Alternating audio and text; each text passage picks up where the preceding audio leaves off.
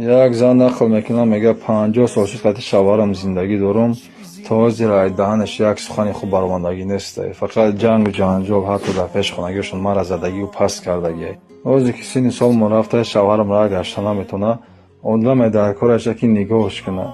نه طرف هم میگه زن جان ما ترا دوست میدارم رحمت برای که قتیمت اقتصاد و قد کردی یگان بار گپ نگرداندی. ما نه فهمیدم که تو مرا دوست داشتی. زن میگه ای دوست داری من نباید قد شوهرم تو خود کردم. من ایری به کسی میستودم ایری ایستادم که صاحب نداشتم.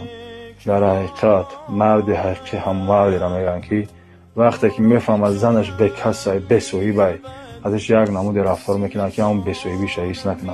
نه که نامرد همون مردیه که وقتی که میفهمد زنش به صاحب به کسی یک بار به صاحب ترش میکنه تنها ترش میکنه.